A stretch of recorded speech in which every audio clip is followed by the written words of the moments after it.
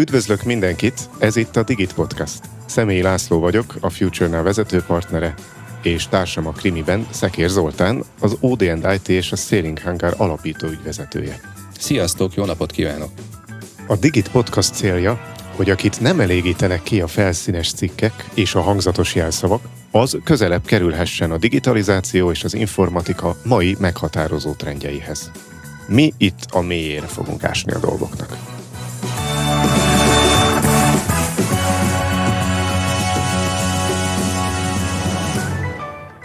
Születésnapost köszönhetünk a mai adásban. 10. születésnapját ünnepli visszatérő vendégünk, a TC2, azaz a Total Felhő Kft. Gratulálunk ehhez a szép évfordulóhoz. Gratulálunk. A közelmúltban a TC2 többségi tulajdonrészt szerzett a szerb Combinet IT Services cégben, ez a másik apropója, hogy találkozzunk. Egyébként a Forbes-ban Révész Róbert alapító vezérigazgató, aki szintén ült már a stúdiónkban és beszélgettünk vele, azt nyilatkozta, hogy nem csak egy akvizíció volt, hanem egy tudatos irányváltás és képességbővítés is, ez rögtön felkeltette a figyelmünket. Erről és általában a menedzselt szolgáltatások biztosításának csinyáról, binnyáról beszélgetünk ma a Digit Podcast vendégével. Hosszú idő után ismét Sepsi Károly, a TC2 üzletfejlesztési vezetője. Köszöntünk téged. Köszöntöm a hallgatókat, és köszönöm a meghívást. Károly, honnan kell indítani ennek a kombinált akvizíciónak a történetét, és nem is csak időpontban, hanem a TC2 életében ez hol jelent meg? Ki ez a cég, mióta ismeritek, mióta gondolkodtatok egyáltalán bármilyen akvizícióban? Ez egy régi időre nyúlik vissza ez az igény. Már nem is tudom, 5-6 éve is megfogalmazódott bennünk, tehát hogy nekünk van core tevékenységünk, amit ugye elsősorban nagyvállalatoknak nyújtunk, tehát mi felhőtranszformációs partnerei vagyunk az ügyfeleinknek, migráció és modernizációban segítjük őket, illetve a Managed Services, tehát a felhőnek az üzemeltetése és optimalizációjában segítünk, és ehhez nagyon sok esetben, sőt szinte minden esetben van ennek alkalmazásfejlesztési aspektusa. És ugye mi mindig úgy pozícionáltuk eddig magunkat, hogy mi a AWS platform szintig megyünk, és afelett meg majd az ügyfél megcsinálja, vagy egy másik partner, és voltak is ígéretes partneri együttműködéseink, de nem volt igazán hatékony, nem volt igazán olyan, ahogy mi csináltuk volna, sok esetben nem úgy futott ki, ahogy mi szerettük volna. Úgyhogy ez az igény nagyon régen megvan.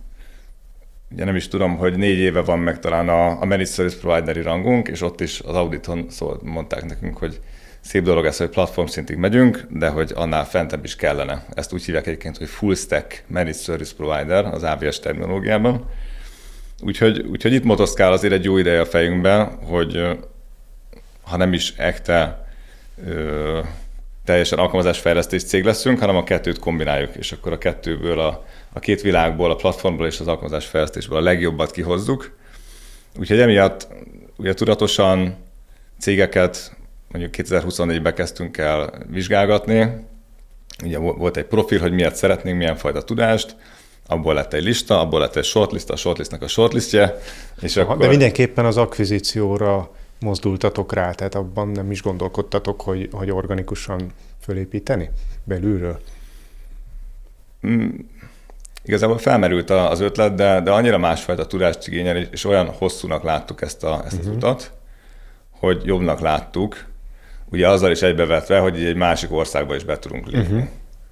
Tehát ilyen szempontból praktikusabbnak tűnt, de nyilván ez is mint opció felmerült, hogy magunk építjük, de igen, az egy jóval hosszabb folyamat lett volna. Van egy core szolgáltatási kör, amit érdemes vagy organikus módon, vagy akvizitív módon fejleszteni, és ugye van egy olyan szolgáltatási kör, amit meg partneri úton tudunk erősíteni, és az én fejemben legalábbis ennek nagyon jól megfogható különböző szkópjai vannak, tehát ezt jól el tudom különíteni, hogy mit szeretnék. Milyen alapon? Ez egy jó kérdés. Mert egyébként ezt akartam is kérdezni. Tehát most igen. Akkor akvizíció, akkor van ennek egy szervezeti oldala, hogy hogyan integráljátok a két cég embereit, ez is egy jó téma, fogunk róla beszélgetni. De hogy hol döntöd el azt, hogy mi az, amit egy partnerre is jó rábízni, mert ez sokféle cég életében előkerül szerintem ez a kérdés, és hol van az, amit mindenképpen belső erőforrásként saját szervezeti kereteken belül szeretnél, és ha ehhez kell akvizíció, akkor azt integrálod, azt a céget.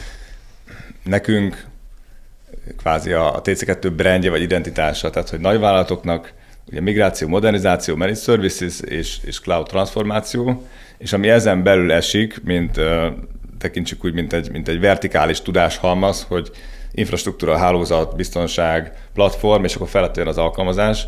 Emiatt ezek a fajta tevékenységeket jobb, hogyha belül van a csapat, ilyen értelemben, tehát akvizíció által. De mondjuk mondok ellenpéldát is, tehát például nagyon szoros az együttműködés a Sintrával és a Remapd kettős cég, ugye ők egy tőről fakadnak, a Remapd a Sintrának a leányvállalata, és ők Oracle migráció és optimalizációval foglalkoznak, Oracle adatbázis, tehát ez egy nagyon jól megfogható ilyen kiegészítő tudás nekünk, és ugye mi tudjuk azt, hogy lehet ezt migráció és modernizáció szempontjából sikerre vinni az AWS platformon, ők meg hozzák ezt az extra tudást, és az eszközt hozzá. Tehát ilyen szempontból nagyon jól együtt tudunk működni, mert megvannak az egyértelmű határok. Viszont, hogyha alkalmazás fejlesztésnél ezt tesszük, akkor olyan sok, vagy olyan széles az a határvonal, és egyébként volt több próbálkozásunk, tehát ezt nem csak gondoljuk, hanem ezt ugye próbáltuk is. Ugye nekünk nagyon sok research and development tevékenységünk van, tehát ugye nem csak bedobunk valamit az ügyfeleknek, hogy akkor ezt csináljuk szerintünk, hanem azt előtte kipróbáljuk esetleg repetitív módon, összegyúrjuk egy ilyen megoldássá. És ugye ezzel is próbálkoztunk, hogy egyes partnereket kiválasztottunk, hogy például volt egy idő, amikor a gépi tanulás, ugye machine learningre a SageMaker platform volt nagyon népszerű, egyébként még ma is népszerű az AWS-ben, és akkor ezen kéne dolgozni. Több partnert is elindítottunk ebbe, de valahogy elakadt mindig a lendület, vagy nem akartak investálni a partnerek ebbe, vagy valamilyen más dolog miatt nem alakult ki a közös együttműködésnek ez a hatékony kerete, úgyhogy egy szó mint 100 látszik egyébként, hogy miben érdemes és miben nem érdemes, tehát ez oda megy vissza, hogy mi nekünk az alaptevékenységünk, amiben igazán erősíteni akarunk, és ugye nagyon sokféle meg partneri hálózattal kinyúlunk emellett. Ennek az integrációnak van egy nagyon izgalmas nemzetközi vetülete. Ugye a Combinat egy szerb cég, ti pedig egy magyar cég vagytok. Így van egy EU-n belüli szereplő és egy EU-n kívüli szereplő, egy harmadik személy.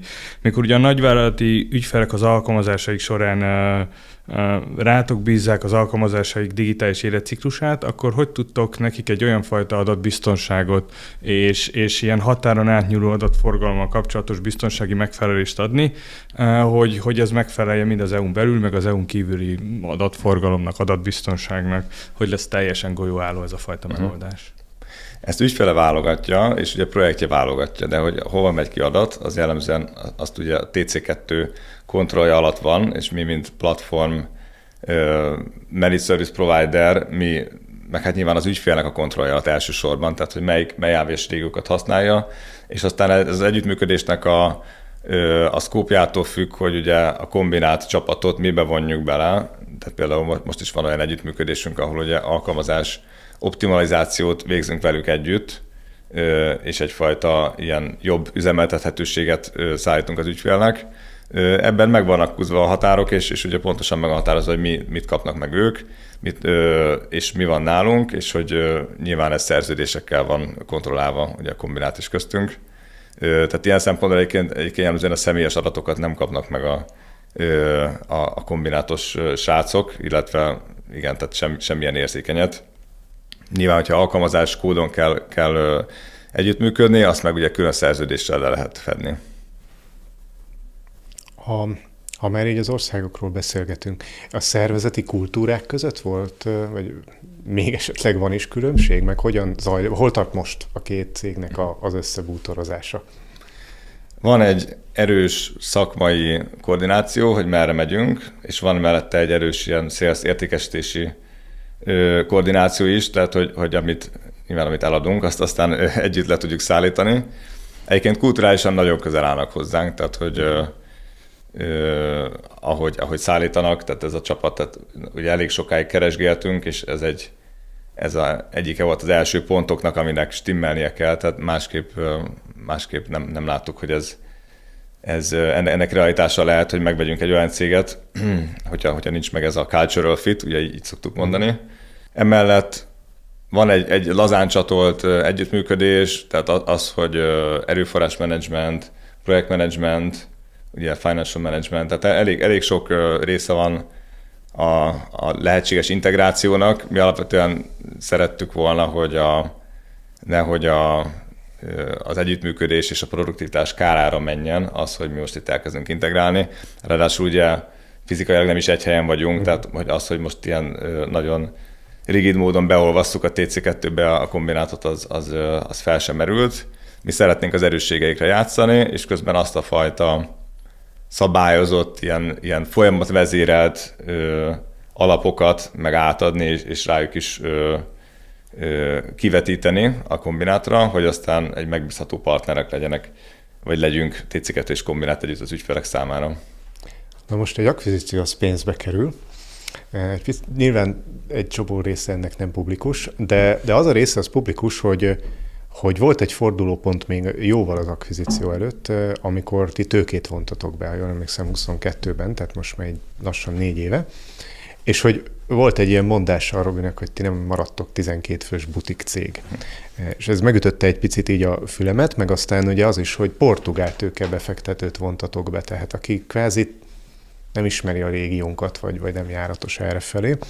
Másfelől egy igen fejlett IT iparág van Spanyolországban és Portugáliában is, tehát azt az iparágat viszont, amiben ti dolgoztok, azt valószínűleg ismerhették. És akkor ezen kezdtem el gondolkodni, hogy ez egy tudatos építkezés, vagy inkább arról beszélhetünk, hogy megnőtt az étvágy, hogy hát ha már van tőkebefektetőnk, és akkor most már tényleg tudunk növekedni, akkor most már vehetünk egy további céget is. És akkor ilyenkor mindig elgondolkodom egy picit, hogy na jó, de hát ennyi erővel a portugálok is megvehették volna közvetlenül a kombinátot, mégis rajtatok keresztül vették meg a kombinátot. Hogy is van ez? Ez jó kérdés egyébként, igen.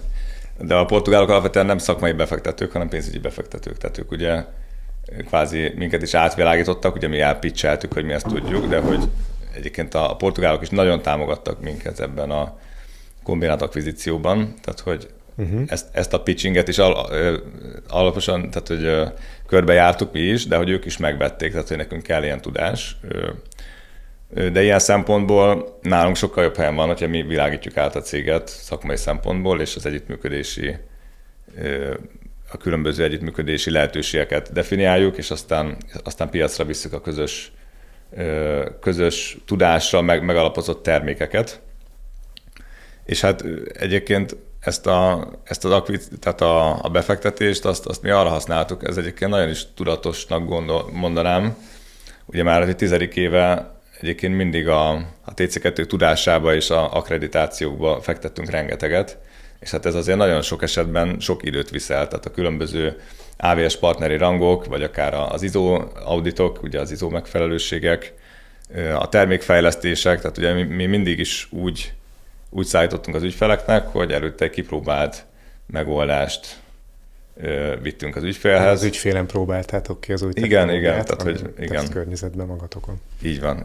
Tehát, hogy ilyen szempontból nyilván a nagyvállalati szektorban ez valamennyire elvárt is, vagy nyilván, hogyha mégsem próbáltunk ki valamit, akkor erről nagyon transzparensek vagyunk, hogy mik a kockázatok és meddig lehet elmenni, tehát ez is benne van a pakliban, de mi jellemzően előre kifejlesztjük, előre lepróbáljuk, előre leteszteljük, ahogy az ISO nagykönyvben is megvan írva, és kicsit, tehát ugye ezek is a valós folyamatainkra vannak dokumentálva ezek az auditok. Úgyhogy ez is emiatt egyébként ez a befektetésnek nagyon jó helye volt, tehát hogy adott nekünk egy nagyobb teret, hogy több irányba is el lehetett indulni, nagyobb headcount-tal, tehát ez is elég nyilván tőkeigényes a maga módján. Említetted az átvilágítást. Főleg egy ilyen nagy nemzetközi tőkebefektetés esetén elég szigorú pénzügyi, jogi és egyéb megfelelőségi átvilágításon estek át. Gondolom, nálatok is ez így történt. Igen. Ez számított valami fajta minőségi pecsétként, vagy jogi megfelelőségként akár a hazai nagyvállalatoknál irányatokba, hogyha gyakorlatilag volt egy sikeres tőkebefektetés, akkor ezek a srácok tisztos megfelelően működnek, vagy nemzetközi szintű a szerződéses hátterük, a folyamataik. Ez támogatás volt számotokra? Én azt gondolom, hogy igen. Mondjuk ezt még nekem sosem mondta is senki konkrétan, de az, hogy egy ügyfél se borult a nyakadba, hogy végre egy portugál befektetés maga mögött tudó cég. De alapvetően pozitívan fogadta a piac. Nyilván az a része is, hogy valaki pénzt tesz arra, hogy mi sikeresek leszünk és jól működünk, tehát, hogy és nem csak ilyen szerintem, hanem egy jelentős átvilágítás után is ezt gondolja. Inkább önbizalmat is adhat. Igen, abszolút. Igen, tehát ilyen szempontból ez mindenki pozitív.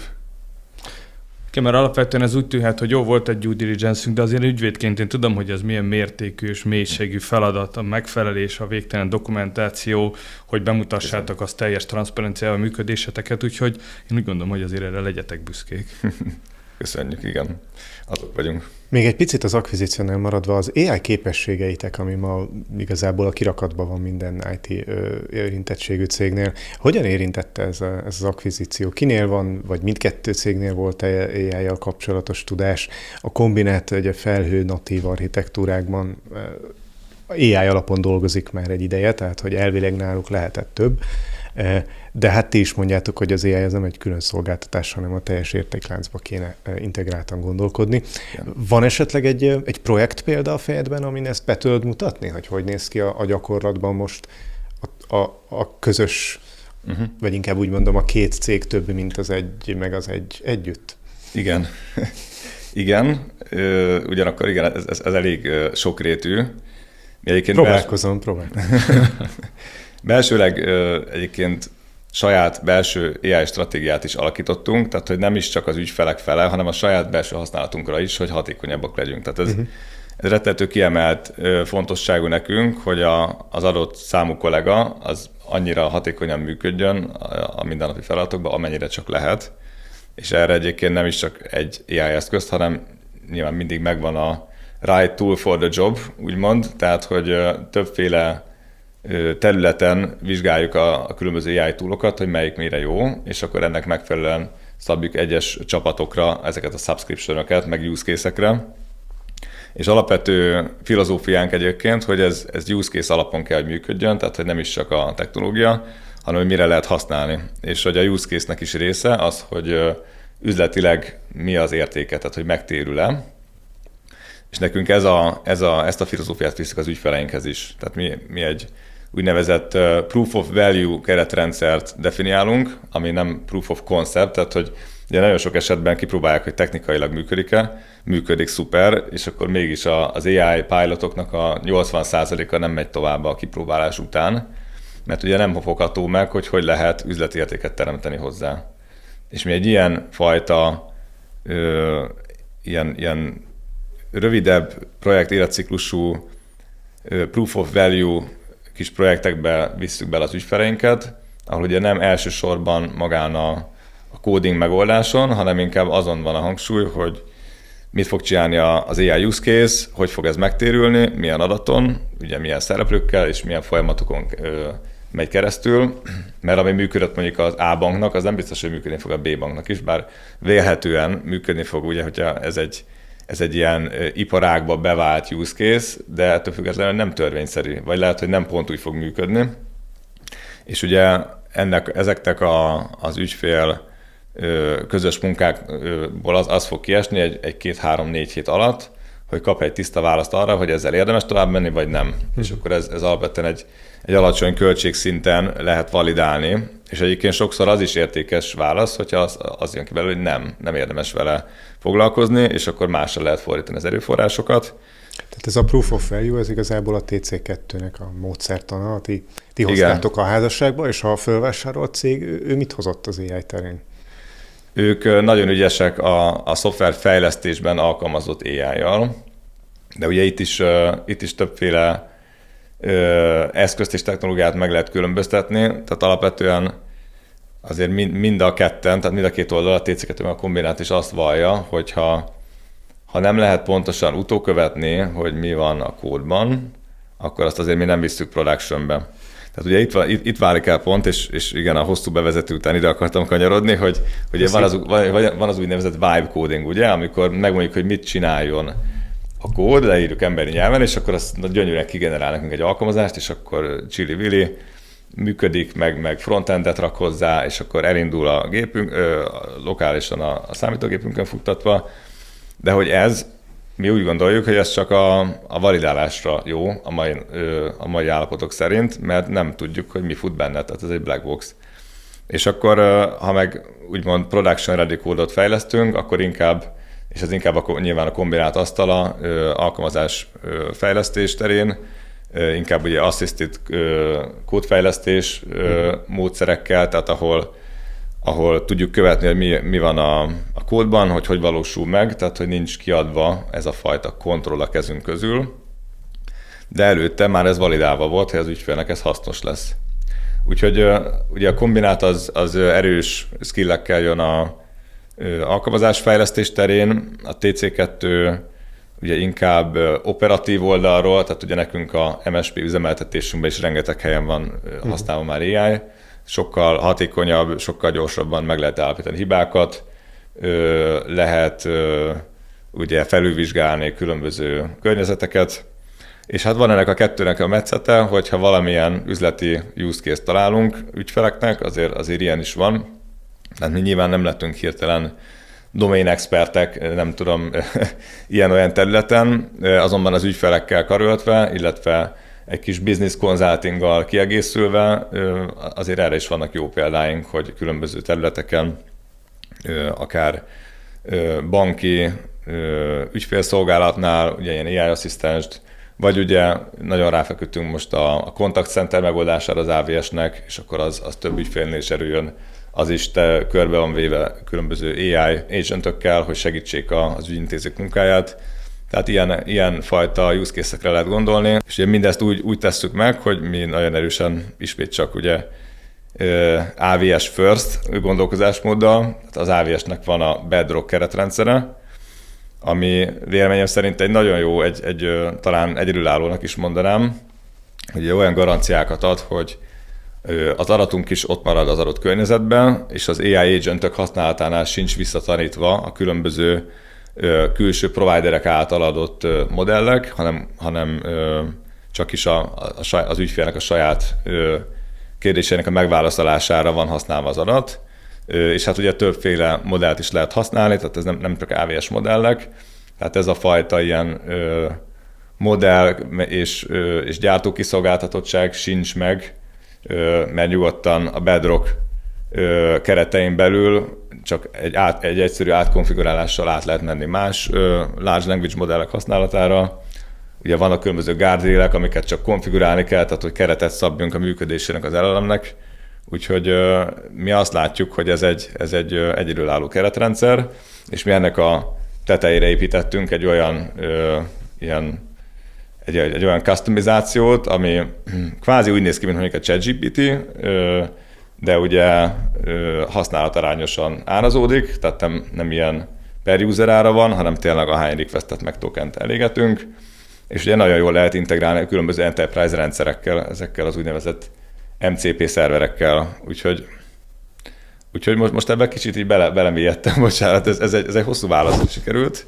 Szerintem volt egy pont, ahol a Peti érdeklődését felkeltetted. Nem csak, hogy az érdeklődésemet felkeltetted, hanem a kérdésemre is megadtad a választ, úgyhogy gyakorlatilag mintha kiugrottunk, vagy túlugrottuk volna, mert pont ezt akartam kérdezni, hogy oké, hogy így az AI-t már az értékláncba építve adjátok meg, vagy gyakorlatilag így biztosítsátok, de ugye a vállalatvezetők, meg a jogi vezetők is mindig aggódnak az AI-nak a megfelelősége, az általa kezelt adatok, gyakorlatilag a jogi kockázatok miatt, és nekem az lett volna a kérdésem, hogy ti hogy garantáljátok az AI által támogatott folyamatokat, de erre teljes körülön megadtad a választ, hogy helyben vannak az adatok, figyeltek a no retention policy-re, figyeltek arra, hogy szabadon lehessen változtatni a modell, nincs ez a vendor lock-in-tól való félelem.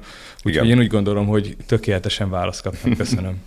Igen, egyébként a szabályozás volt a mozgatórugója, hogy ezeket végigvettük, hogy milyen funkciók voltak, illetve hát aktívan követtük ezeket az új feature-öket, tehát az AWS is őrült tempóban adja ki az újabb és újabb funkciókat, amiben az a szuper szerintem, hogy ezt nem csak egy modellre, hanem az összesre lehet használni, tehát egyébként nagyon ügyesen követik. Igen, platformként állnak hozzá abszolút, és pont az adás előtt beszélgettünk a Petivel, hogy ezekben az években most nagyon-nagyon könnyű elveszteni a fonalat az AI területen, mert nagyon sokrétű és nagyon sokféle fejlesztés igénybe vehető, és egy nagy vállalatnál aztán meg ez sokszorozottan jelentkezik az egyedi területi, vagy igazgatósági, vagy folyamati use case-ek miatt.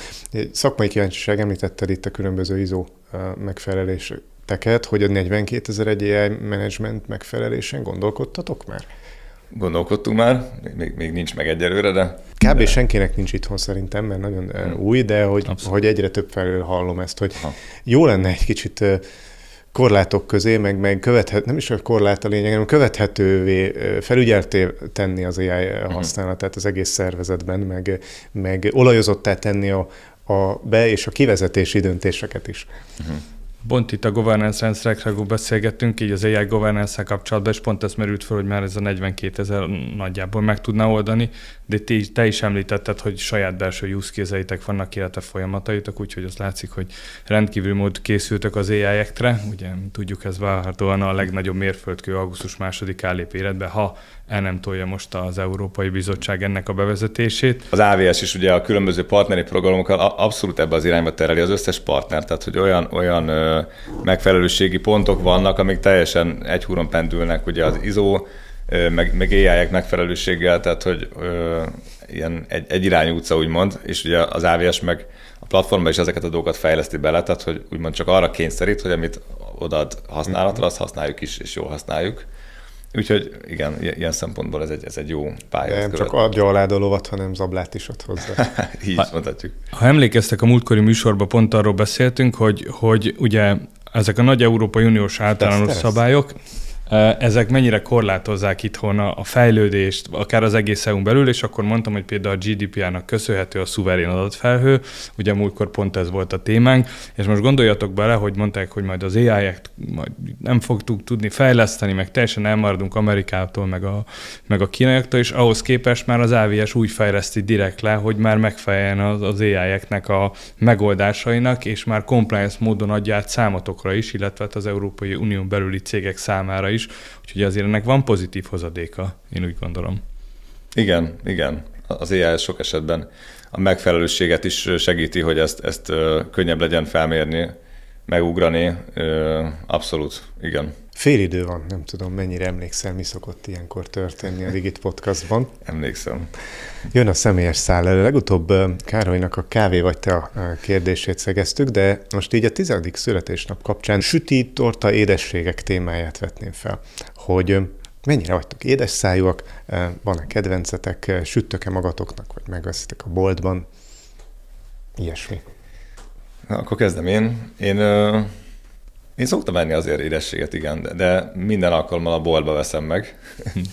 Inkább ilyen gyümölcsös vonalon mozgok egyébként, vagy inkább ilyen savanyú és édes, úgyhogy de ilyen krémesek, meg ezek a paleó sütemények is bejönnek, egyébként azok is finomak, úgyhogy ami nagyon cukros, azt nem szeretem, mert attól elmosodok, és akkor elalszok tőle, úgyhogy ez a veszély van csak benne. Peti? Én inkább sós szájú vagyok, és a pogácsák nagy hívője, úgyhogy főleg egy kis gouda sajtos pogácsa, vagy valami hasonló, azért az nehéz ellenállni neki. De mostanában ellen tudsz úgy. Mostanában igen, rendkívül mód ellenállok mindennek, de ez egy külön történet.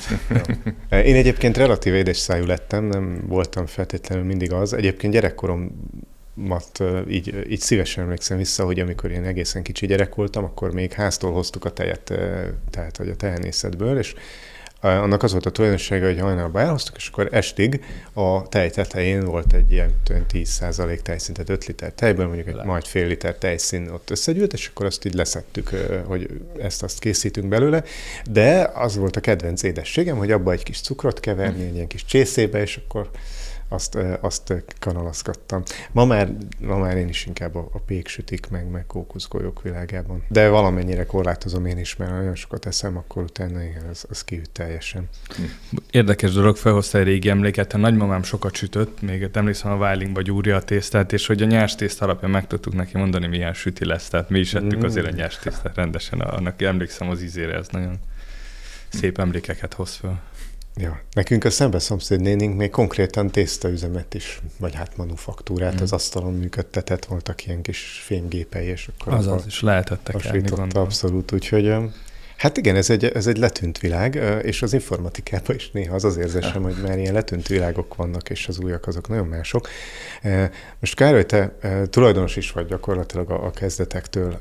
Amikor elkezdted a TC2-t, akkor ez mondjuk 100 millió forintos forgalmú cég volt, most több mint 10-szer annyira, milliárd fölött van a forgalom. Nekem ez nem tűnik egy ilyen triviálisnak, hogy maga a felhő technológiának a piaca igénye növekedett ilyen mértékben, vagy ti ezt a piacot is felülmúlva tudtatok növekedni, és mi ennek a titka, hogy jókor voltatok jó helyen, vagy van valami olyan know-how, most nem biztos, hogy ezt el lehet mondani, de mégis, amivel fölül tudjátok múlni a piacot. Ez egy érdekes kérdés. Egyébként nem tudom, hogy felette vagyunk, vagy nem ugye a növekedési trendnek, de hát amikor mi piacra léptünk, akkor Magyarországon azért nem volt annyira felhőpiac, tehát akkor ez egy egzotikus valami volt. Ugye nem volt sok versenytársunk se, és nagyon sok idő abban ment, hogy népszerűsítettük a felhőt kvázi. Ha meg a mai állapotokra nézek, akkor ugye az a fura, ha valaki nem használ felhőt, tehát hogy annyira adja magát nagyon sok esetben, hogy az ellentétjére fordult a helyzet. Nyilván valaki nem használ, meg nem mondom, hogy mindenre jó, de azért kevés az elképzelhető mai modern bármilyen cég, aki ne tudna valamilyen jó ponton használni felhőt. Úgyhogy ezzel együtt nekünk szerintem mindig is az volt a stratégia, hogy a szakértelembe és az átláthatóságba, tehát a megbízhatóságba fektetünk, és hát kitartóan ezt építettük, ezt a renomét, ami úgy gondolom, hogy ma is megvan, és erről ismernek minket. Ma már elsősorban a nagyvállalati szektorban, úgyhogy talán jókor is voltunk jó helyen, tehát mindig kell egy kis szerencse is, én azt gondolom, de kell a többi is, kell a tudatos építkezés, hogy ezekbe a különböző skillekbe és tudás halmazokba investáljunk, és akkor ezeket organikusan vagy akvizitív módon kialakítsuk. Van még a Robinak egy erős mondása, most erről a fenntarthatóságra jutott eszembe, hogy nem technológiát akartok eladni, hanem nyugodt döntéseket. És azon gondolkoztam, hogy itt a felhő világában is, meg különösen az AWS, meg a ti módszertanok világában, ugye mindent mértek, mindent követtek, nyomon követtek, monitoroztok, és kiszámoltok, és még a előre is, közben is, és a végén is kiszámoljátok. Hogyan mérhető a nyugodt döntés? Vagy ez az a része, amit már ti sem számoltok? Hát az ügyfeleink biztos, hogy számolják, mert ugye a nap végén döntéseket hoznak. Szerintem az üzleti siker ennek a mérőszáma. Több olyan példát is láttam az ügyfeleknél, amikor nem voltunk bevonva, vagy csak utólag voltunk bevonva, és akkor ennek vannak ilyen tipikus példái, hogy túl drága felhő, ugye ez ilyen az ügyvédi világban is előfordul, utólag túl drága. Igen. És egyébként akkor volt, hogy megnéztük, igen, ezt így kéne, azt úgy kéne, hát újra kéne építeni az egészet, mert nem jól lett megtervezés. Hát ez akkor még jobban nagyon vágja az egészet, és akkor tehát sok olyat láttunk, ahol lemigrált az ügyfél a felhőből, mert nem adta meg a kellő időt és szakértelmet, vagy esetleg partneri segítséget nem mond be az elején, és aztán egy ilyen zsákutcába sakkozták magukat. De ez nem csak költségre, hanem tehát ugye olyan is van, hogy túl lassú a rendszer, tehát akár performanciára, vagy túl lassú a szervezet, tehát hogy egyes kérések ott álltak 3-6 hónapot, és akkor hát ennyi erővel akkor hagyományos data centerbe is lehetnénk, és dugdoshatnánk a kábeleket a gépekbe. Tehát, hogy ugyanoda sakkozták el magukat, olyan folyamatokat alakítottak ki. Azért én büszkén állíthatom, hogy az összes ügyfél, aki felhőbe jött velünk, az vagy ott van, vagy nyilván volt, aki lemigrált, mert mondjuk a life cycle-je végéhez ért, tehát az életciklusának a végére ért az adott alkalmazás, tehát akkor azért lett ilyen decommissioned állapotban, vagy van, aki már nem velünk van, mert úgy döntött, hogy ugye felvesz egy csapatot, egy belső csapatot, és akkor ugye átadtuk a tudást, de hogy mindenki vígan el van az AWS-be, és jó költségszinten, és jó hatékonysággal, és jól tudják az üzleti igényeket lekövetni. Úgyhogy igen, elég sok példát látni, jóra is, meg kevésbé jóra is. Oké. A nagyvállalati döntéshozók számára a nyugodt döntés gyakran jogi és szerződéses garanciákban testesül meg. Igen. Amikor full stack MSP-ként teljes körű menedzsment szolgáltatást nyújtotok, hogyan fordítódik le ez a nyugalom a szerződések, az SLA-k és a felelősségvállalás nyelvére? Vagyis mitől aludhat nyugodtan egy jogi igazgató, ha a TC2-vel dolgozik? Az AWS és a partner és az ügyfél között van az úgynevezett shared responsibility modell, ugye a megosztott felelősség, amiben ugye nagyon egyértelműen látszik, az AWS miért vállal felelősséget, és egyébként ugye jellemzően a platform szolgáltatásokra, azokért vállal SLA-kat, és annak a mikéntje, tehát hogy van beállítva, és hogy van használva, milyen adat van benne, az pedig az ügyfélre a partnerre van bízva. És mi egyébként ezt a légüres teret, hát valamikor légüres teret töltjük ki, mint partner, tehát hogyha nincs meg ez a fajta AVS tudás, hogy legyen kezdetileg kialakítva, aztán hogy legyen felügyelve, hogy legyen optimalizálva, hogy legyen ugye nem várt hibák esetén a hiba elhárítva, tehát erre mind mi SLA-t vállalunk. Mi egyébként ugye nekünk van több ilyen AVS partneri rangunk, van a Solution Provider Partner, ami azt jelenti, hogy ugye tudjuk tovább értékesíteni az AVS kapacitást diszkont áron az ügyfeleknek. Ugye vagyunk a Managed Service Providerek, hogy tudunk ugye üzemeltetni és optimalizálni az ügyfeleknek, és mi vagyunk partner-led support partner is, ami azt jelenti, hogy mi szintén nem is csak, hogy diszkontáron, de egy sokkal jobb konstrukcióban tudjuk az AVS Enterprise Supportot úgy adni az ügyfeleknek, hogy az Enterprise Support az a level 2, egy ilyen üzemeltetési felállásban, és mi vagyunk a level 1. Tehát kvázi az AVS ad nekünk supportot, és a TC2 ad az ügyfélnek.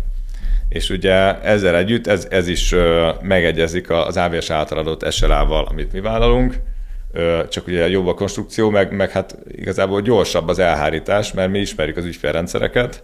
Egy Enterprise Supportnál azért valahol becsattan valószínűleg Indiába, a level 1-be.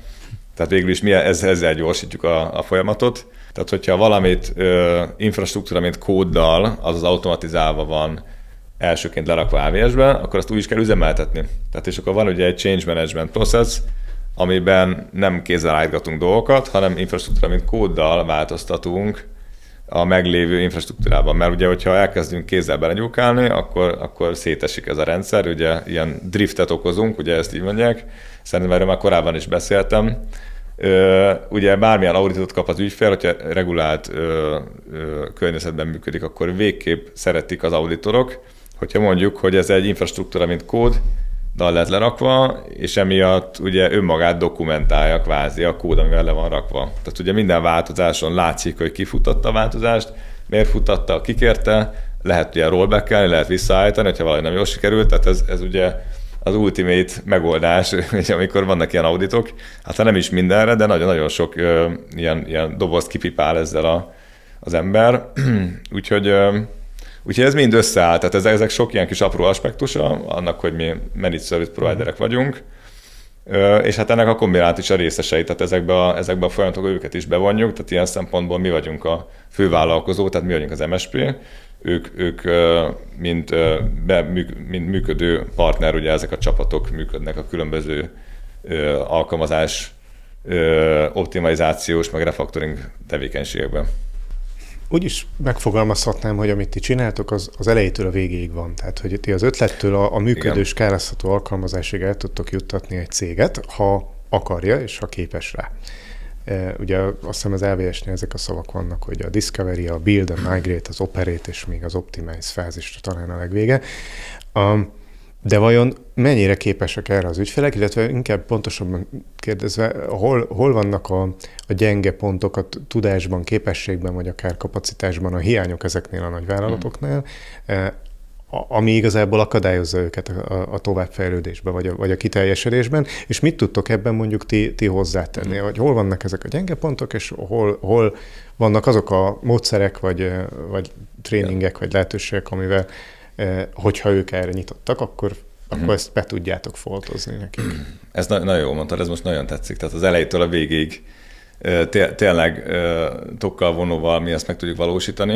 Tehát ha azt mondanád nekem, hogy fejlesszünk valamilyen alkalmazást, ami ezt és ezt tudja, és akkor rá szeretnék ereszteni 1 millió aktív usert mondjuk ekkor, mi azt vígan és dalóval megcsinálnánk neked, mint software as a service akár. Ugye nyilván nem ez a valóság, tehát jellemzően az ügyfelek már meglévő kötöttségekkel, technológiai kötöttségekkel jönnek elképzeléssel, ami nem baj, ami köré tudunk mi dolgozni, illetve hát ahol ez a szép álomvilág meg szokott szakadni, az ugye a meglévő rendszerek integrációja. Hát ugye nyilván egy új rendszert a meglévőkkel össze kell integrálni. Egyébként szerintem ebben nagyon erősek vagyunk hagyományosan, hogy nagyvállalati környezetben nagyon sok hibrid felhős környezetet építettünk ki, ahol az AVS ugye minden esetben csatlakozik más platformon lévő jellemzően on-premise rendszerekkel, jellemzően legacy rendszerekkel, tehát ugye a modern alkalmazásokat összekötögetni az jellemzően nem olyan nagy kunst. Úgyhogy szerintem mi ebben is tudunk plusz nyújtani, hogy most már nem csak a modern alkalmazást is tudjuk kifejleszteni és aztán üzemeltetni, hanem a régi világgal is össze tudjuk hatékonyan kötni. Nagyon udvarias a Károly, mert még mindig nem mondtál az ügyfelei gyenge pontjait, de megkérdezem még egyszer.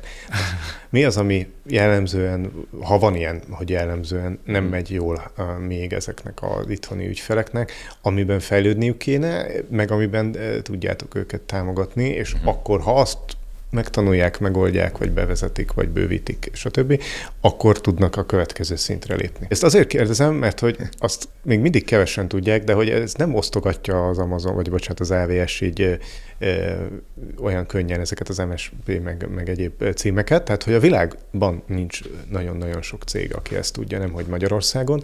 Ezáltal nektek a TC2-ben van egy nagyon magas szintű tudásotok, és ti ahhoz képest tudjátok szerintem kicsit elemezni az ügyfeleknek az érettségét, meg a hiányosságait. Ilyen általánosságokat tudok csak mondani, hogy ugye elsőnek meg kell tervezni valamit, és aztán megépíteni. Van, ahol már ez is a földbe áll. De nagyon sok esetben nem áll a földbe, és meg van építve valami, ugye ügyfél által, és akkor jön a következő, ki üzemelteti. Ugye jellemzően nem az üzemelteti, aki megépítette. Tehát az nagyon-nagyon ezt fel nem foghatom. Hát az új generációs, vagy újfajta kisebb cégnél egyébként nagyon sok esetben így van. De már 10-12 éve van DevOps módszertan, tehát hogy ott kéne ülni a fejlesztők mellett abban a projektcsapatban, majdnem azt mondtam, hogy fejlesztő csapatban, a projektcsapatban az üzemeltetőnek is.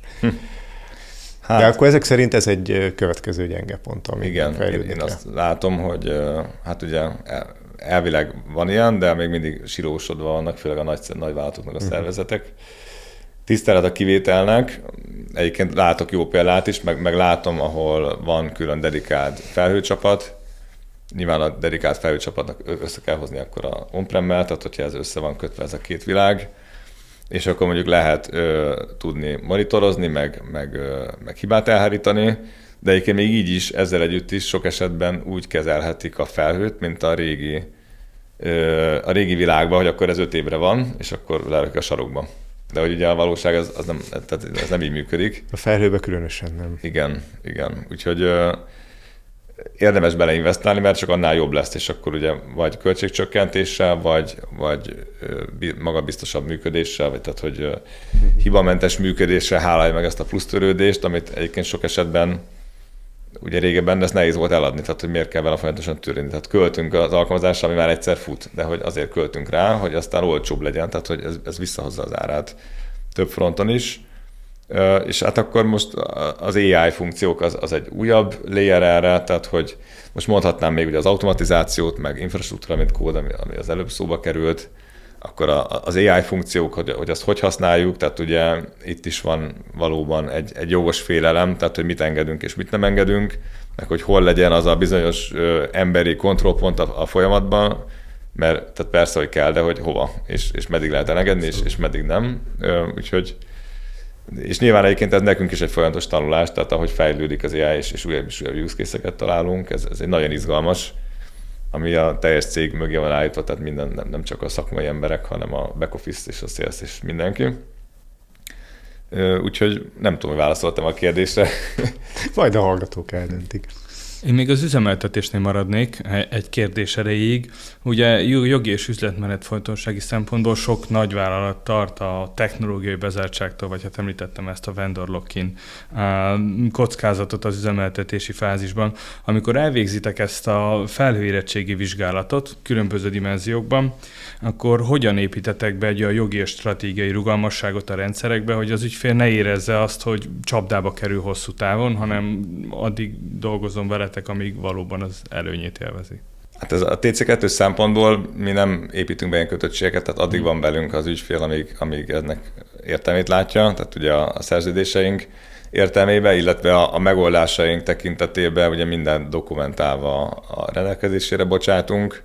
AWS szempontból, ugye, hogyha azt feszegetjük, hogy van-e lock-in, meg hogy lehet, tehát hogy exit plan legyen minden ilyen ügyfél engagementhez, igazából ez attól is függ, hogy milyen területen működik az ügyfél, tehát hogy mennyire regulált, de mondjuk tipikusan egy banknál megvan az a fajta technológiai stack, amit szeretnek használni, és amit én úgy látom, hogy mindenki használ, ami jellemzően open source alapú, de mégis menedzselt szolgáltatásokra épül, tehát hogy ilyen, nem is tudom, hogy ez cloud natív, vagy ez inkább ilyen cloud natív ez is egyébként. Tehát a Kubernetes, meg a monitoring toolok, meg a relációs adatbázisok is barátaik. Úgyhogy ez egyfajta biztonság egyébként, hogy ugye, hogyha szükséges, akkor át lehet vinni más fejből, vagy le lehet vinni földre. Egyébként az újabb gondolkozásban, vagy hogy úgy mondjam, tehát én személyesen is azt gondolom, hogy ha exitről beszélünk, akkor ugye ami igazán számít, az adatunk, meg a szellemi termékünk. A többi az mind körítés egyébként. Tehát az, hogy ez egy technológiai futatói környezet is megye vele, úgy, ahogy eddig, az már részletkérdés. Tehát lehet, hogy nyilván, hogy többet veszítünk azon, hogyha az egészet refaktorálni kell, mert igazán cloud natíva voltunk, tehát ami AWS specifikus, ugye serverless megoldások, viszont lehet, hogy sokkal többet nyerünk addig az ideig, amíg az exitben nem következik. Ami ugye sok esetben soha nem következik be az exit. Úgyhogy ilyen szempontból is, főleg most itt hogy itt az AI korát éljük, tehát egy alkalmazás refactoring sem addig tart, mint régen, hogy akkor állítsunk rá 20 fejlesztőt, és akkor elkezdenek ott zongorázni a billentyűn, hanem ugye rettentő gyorsan egy meglévő funkcionális, jól felépített kódot simán át lehet rakni valamilyen más technológiára, úgyhogy elgondolkoztató, tehát tényleg, hogy a kitettség, a vendor lock-in, meg az exit mentén miben merünk és miben nem merünk ugye investálni, mert hát a végén azért csak arról fog szólni, hogy az ügyfeleinek valamilyen árszínvonalon tudunk adni szolgáltatásokat, tehát ez meg piaci versenybe fog aztán beesni, tehát minél jobbra tudjuk faragni ezt a modellt, annál előrébb leszünk a valós versenyből. Ugye itt a felhő átállások, meg a felhő alapú növekedés, vagy IT infrastruktúra fejlesztés évei alatt folyamatos volt az ár körüli vita. Tehát, hogy mennyire könnyen elszállnak a felhő árak, ez mekkora anyagi kockázat egy cégnek, ez az AWS natív út, meg hogy olyan gyorsan változnak a technológiák, hogy mi lesz, ha egyszer nem tudja követni a platform, és akkor hogy tudunk majd onnan exitálni. De hogy azt lehet mondani, hogy az AI beköszöntével, vagy így az AI által támogatott kódolásnak a beköszöntével ezek a felhő szolgáltatási költségek is csökkennek? Mert hogy azt mondjuk, hogy hát ha könnyebb migrálni, akkor muszáj olcsóbbnak is lenni. Ugye nyilván a rutin is azt diktálná, hogy mivel most már commodity termék a felhő, ezért legyen olcsóbb, mint amikor nagyon volt. Másfelől meg azt halljuk, hogy a mögötte lévő mind a számítási kapacitás, mind a tárhely sokkal drágább ma, mint amikor elindultunk a felhőbe, mert hogy a csipárak, meg a nem tudom, meg az energiaárak. Szóval ez egy összetett kérdés. Én igazából oda szeretnék kiukadni, hogy mi kerül ma elő egy IT igazgató, vagy egy IT architekt beszélgetésben az AWS kapcsán. És ugye nektek az AWS-ről szól a nagy része a munkának, tehát elég specializáltak vagytok ebben, nyilván van egy ilyen kockázat, hogy amerre az AWS mozog a piacon, ti is arra fogtok mozogni fölfelé és meg lefelé is. Ez valóban egy komplex kérdés. Egyébként az AWS, ezt mindig mondom, de tehát ez igaz, ugye, hogy ők folyamatosan vagy csökkentik az árat, tehát hogy sosem növelik, és ez még mai napig igaz ez a trend, ami egy tök jó selling point az AWS-re, és úgy tudom, hogy a többi felhőszolgáltató nem ennyire drasztikusan tart ki emellett. Hát egyre több megújuló energiaforrásból fedezik ugye a futási költségeket, és hát valahogy ezt kitalálják, hogy ez hogy működik. Egyébként, tehát, hogy milyen kérdések kerülnek elő ma, leginkább az a driver, hogy amilyen funkciókat elérhetünk, szolgáltatásokat a felhőben, az ma nincs on-premise-ben, és ugye a felhőben is a publikus felhőszolgáltatók a legnagyobb ilyen gravitációs mezőt képviselnek, ugye oda vonzának a többi kis szolgáltatót is. Tehát emiatt egyszerűen velük éri meg elkezdeni próbálgatni új technológiát, mert sokkal-sokkal. Tehát mondjuk, hogyha 6 hónap mire kifejlesztünk egy ilyen megoldást, tehát már rég elszaladt mellettünk a világ, tehát hogy erre nincs ennyi idő. Hát most, hogy ettől olcsóbb lesz, vagy nem, most pont ezen gondolkoztam, amikor ezt kérdezted, hogy alapvetően az olcsóbb, amilyen gyorsan tudunk piacra lépni egyes funkciókkal. Tehát ugye ez inkább a produktivitásban mérhető olcsóság. Egyébként hozzáteszem, hogy az AI-t is, hogyha elkezdi füstölni az ember, akkor nagyon jó kis számlákat tud kapni. Tehát, hogy nem olcsóbb, de el tud szállni az ára, tehát hogy azt is meg kell figyelni, hogy milyen modellekkel dolgoztatunk, milyen feladatokra, tehát ez ugye triviálisnak tűnik, de egyáltalán nem az, hogy ugye mikor van az, hogy már valami good enough, és nem használom mindig a legfrissebbet olyan feladatokra, amikre sokkal gyengébb modell is elég lenne. Úgyhogy, és akkor egyébként nyilván az ilyen újító projektek hátán megjönnek a hagyományosabb migrációk is a hátukon. Tehát hogyha már ezt felvittük a felbe, akkor azt is érdemes. De akkor ugye data gravity miatt, tehát hogy ne húzgáljuk át az interneten keresztül a rengeteg adatot, ugye nagyon sok esetben költöznek egyes korrendszerei is az ügyfeleknek, és akkor ez képvisel egyfajta, és hát nyilván az árak, tehát hogy az AWS is csábítgatja át akár a versenytársaitól is az ügyfeleket, tehát hogy olyan programokat csinálnak, ahol egyszerűen kijön a matek. Tehát hogy az első 3 évben mondjuk a migráció elején lehet, hogy drágább lenne az ügyfeleknek, akkor arra kínál egy jelentős árkedvezményt, utána meg úgyis modernizálni fog az ügyfél.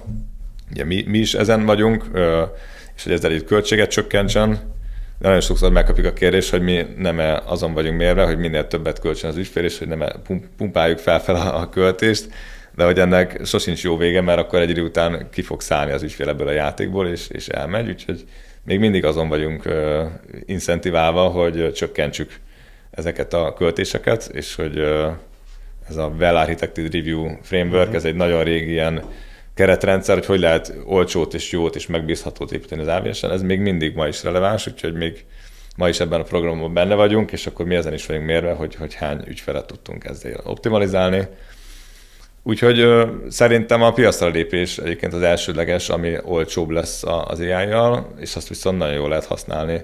Nagyon sokféle esetben, tehát mindenkinek felgyorsítja a munkáját, és akkor végülis nem az infrastruktúra költséget, hanem a személyi állománynak a költségét tekerjük le ezáltal, tehát végülis így is van értelme, csak tényleg olyan use case-eket kell keresni, aminek van értelme, és hasznot termel az ügyfélnek. Azt hiszem, elég muníciót adtunk a közönségünknek, hogyan foglalkozzanak a menedzselt szolgáltatásaikkal. Károly, azaz Mr. CDBO, köszönjük, hogy velünk voltál ismét a Digit Podcast stúdiójában. Köszönöm a beszélgetést. Köszönjük, hogy velünk voltál.